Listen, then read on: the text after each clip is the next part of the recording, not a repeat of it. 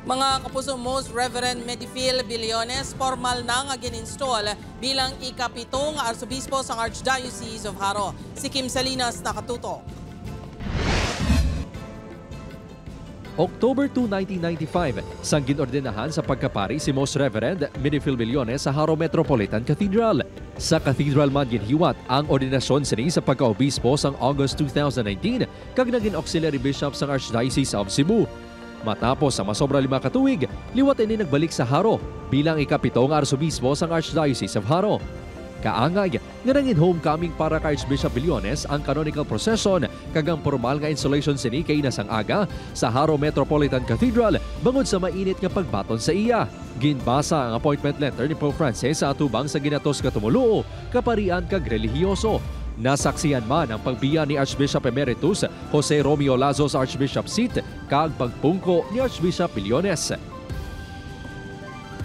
Salamat di kabay nga kamo padakayon sa pagpangamuyo, pagpalangga sa inyo bag-o nga maayo nga manugbantay. May pila ka tumuluo nga ginhatagan kahigayunan nga personal makapalapit sa arsobispo antes magsugod ang misa. Isa na diri si Hidelisa sang Haniway, Iloilo. I feel elated because you see, in my whole life, this is the first time I have attended the welcoming our dear Archbishop Billones. Sa ginhiwat nga misa, si Archbishop Billones ang nagpanguna. Sa ginhiwat nga misa, si Archbishop Billones ang nagpanguna. Ang Ilonggo man nga si Cebu Archbishop Jose Palma ang naghatag sang humiliya kag nagpasalamat sa serbisyo ni Billones sa Archdiocese of Cebu sa sulod sa 5 katuig.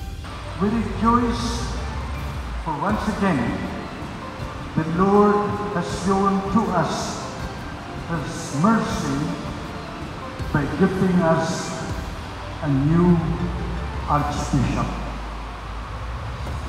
We give thanks to the Lord for His good, for His mercy endures forever. Suno kay Billones, hindi nangin mahapos ang pagbaton sa isang appointment bangod iya mismo nasaksiyan ang kabudlay ni late Archbishop Yamonte kag Archbishop Lagdameo kung sa diin siya nagserbe nga sekretaryo. To be honest, I saw how they suffered intensely, and this caused hesitations. Yet I also saw how they dedicated to go on loving, and this caused me to hold my ground steady. But above all, I saw how God's grace worked for the good of the church through their own. Kagabi ginhiwat man sa St. Vincent Ferrer Seminary ang bilada o kun ang pagpasalamat pinaagi sa pag-amba sa mga kaparian kag laiko. Upod kay Romel Porquia, Kim Salinas, 1 Western Visayas.